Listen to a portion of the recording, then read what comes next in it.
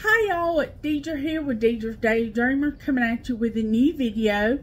If you like this video, please click like, subscribe, and share this video with family and friends as I'm trying to grow my channel. I'm trying to reach 500 subscribers in the new year of 2024 on the road to 1,000 subscribers. But first goals first, 500. And all I need is 200 subscribers to reach that goal. I currently have 300 and I love my subscribers. So come on and subscribe. If you are new and you were just coming across my content, hi, my name is Deidre. I'm married. I have no kids. I'm 39. I'll be celebrating the big 4-0 this year. So I'm kind of excited about that because I have a new lease on life, but we'll talk about that in a few minutes. I have no kids. I am a pity mom to handsome. So I'm a dog mom. And I love crafting. I love floral arrangements and wreaths. I like doing a variety of creative things, and being creative is something that's really near and dear to my heart. I also am very compassionate and I love helping people, and I have launched a business called Confetti Out of the Box. I'm a happiness life coach. So if you are into that kind of content or would like more information, look in the description box below. And you also can email me at confettiouttathebox, all lowercase, all together, at gmail.com. That's confettiouttathebox, outa with an A, O-U-T-T-A. Is that right? Outa. O-U-T-T-A? I think that's right. So, that's enough about me. I thought I would talk about the lesson that I learned in 2023. I always spend the last couple weeks of December after Christmas looking back into the new year, looking back into the past year. And I don't do it in a negative way. I do it as an educational way to see what worked, what didn't work, and the like. So, I had a big accomplishment this year. The biggest accomplishment ever that I ever could have had happen in my entire life happened this year. I learned to love myself. And you may say, well, how did you do that? And I'm sure you have lots of questions. If there's any questions I don't answer about learning to love myself, feel free to leave them in the comment section below.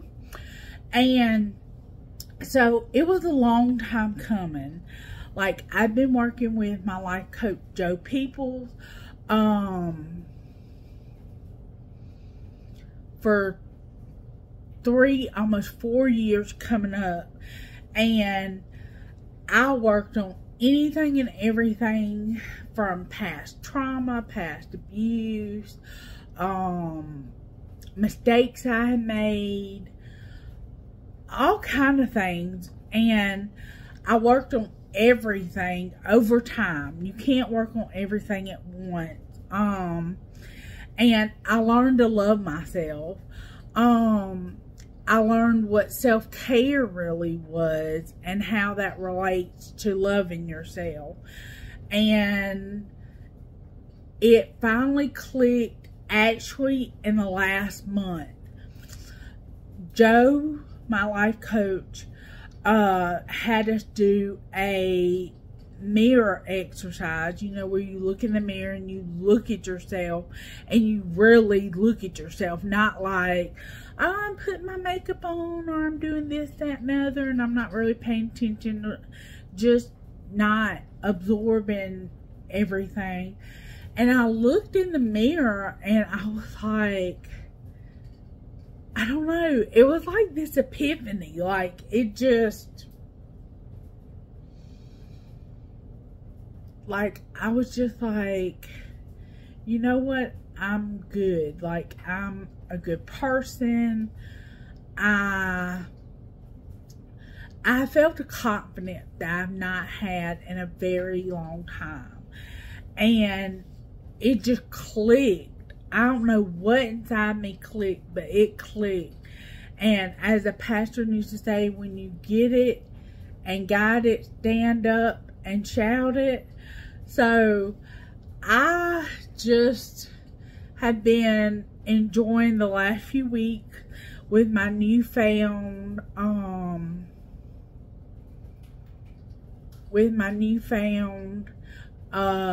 lease on life. I've learned many lessons over the course of the 3 or 4 years. Like I had breakthroughs along the way, and it's kind of hard to explain because sometimes words just doesn't describe how the process worked to me.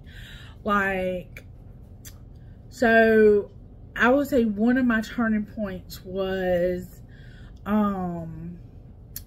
we do visualization and, visualization exercise where you just sit and think like what things look like for you.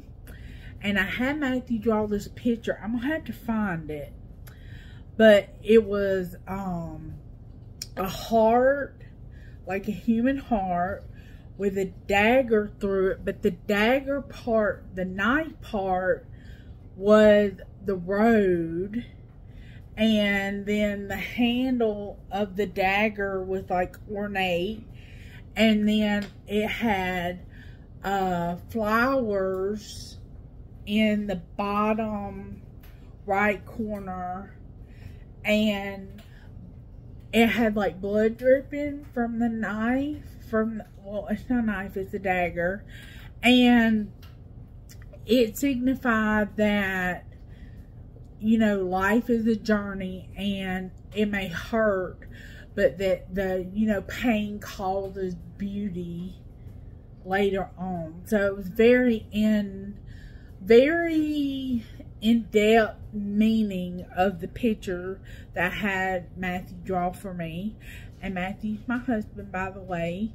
I drop his name from time to time, so just in case you ever are curious who that is. So I had that epiphany, and I learned how to not let other people's emotions affect me as much. Now, yes, some things still affect me. I'm human like anybody else. But, like, if someone gets really upset, regardless of whether they're upset at me or some outside force that I can't control, I just am able to be there for that person and not let their mood affect my mood. Now, like I said, I'm human just like everybody else. Sometimes that does not work. I get a little moody, a little snappy, like a little snapping turtle. But it's not near as bad. And also, I find myself like not absorbing other people's negativity too. So it's a little bit different. It's like, you know how somebody has a bad mood and it rubs off on everybody, and then everybody's in a bad mood? Kind of like the saying, if mama ain't happy, nobody ain't happy kind of saying. It's a learning curve, but you just I really don't know how to explain it, because working with Joe, my life coach,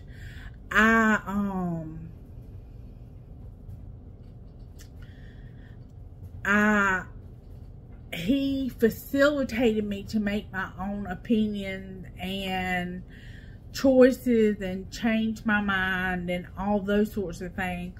Like, he had never told me like an answer to a question that I have. He's asked me questions to facilitate me making my own decision. And I think that has been a game changer for me. I think because I was not an active participant. I was just like going with what everybody else was going. And it just wasn't making me happy, because I wasn't making my own decision. And as an adult, I know you may say, well, how did that work, you being an adult? Well, not very well. It did not work out very well.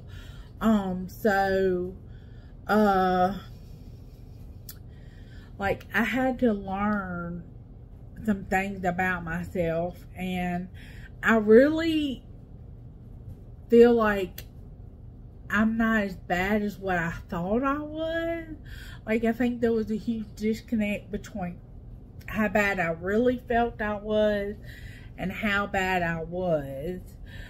Because I have made some mistakes in my life, and I'm not proud of those things, but they are what has created a reality for a very long time. I have overcome those for the most part, and I don't relive those realities of the past mistakes I've made. You know, looking back, like, I know I said I look back, you know, in the new year on the past year, but I'm not like looking back to like when I did X, Y, or Z, and like getting down on myself because I made a mistake. The whole purpose for me looking back is to see how far I've come in this year. I have arrived, honey. I have arrived. Like, I wish there was like a filometer and you could feel the difference between how I was before, how I was during the process, and how I am now. Because when I first started off, I felt, I don't use analogies because I love analogies. At first, I was a bird in a cage, and then I was a bird in a cage with the door open, but I was still flying around in there and wouldn't leave the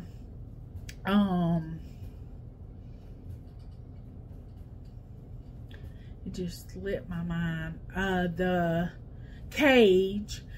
And then, like, we got closer to the door, and eventually now we have flew out and we're flying around and absorbing the outward scenery of being out of the cage. And it really is like being a caged bird.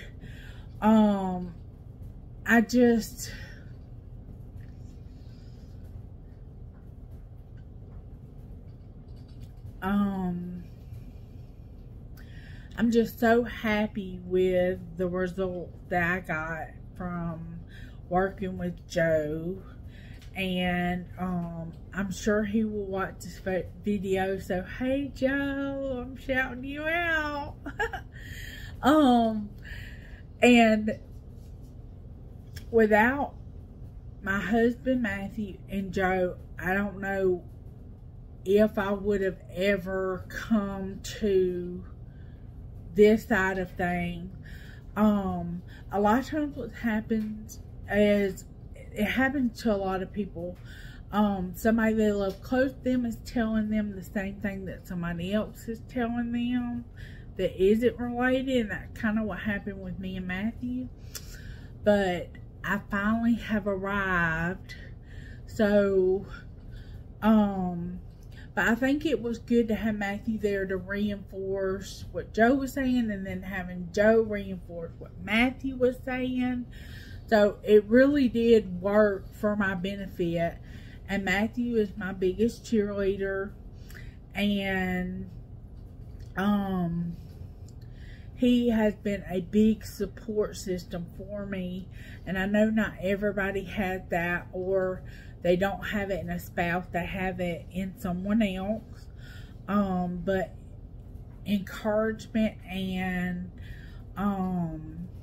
support coming from anyone is better than no support at all. And there are people out there that do not have no support, and for that I feel really sad about, because I feel like there are people out there like me and other people that would support people that are not in the best place right now.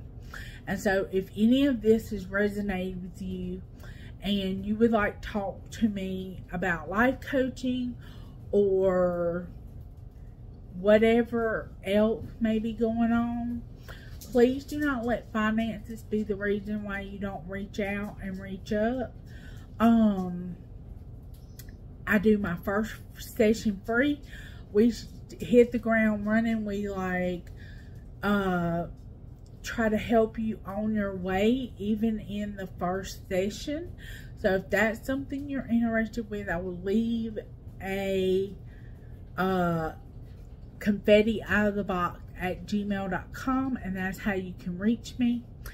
And I hope this was very helpful in talking about how my 2024 life lesson went. And with that being said, dream big, Deidre's Daily Dreamers. Dream big. Bye-bye.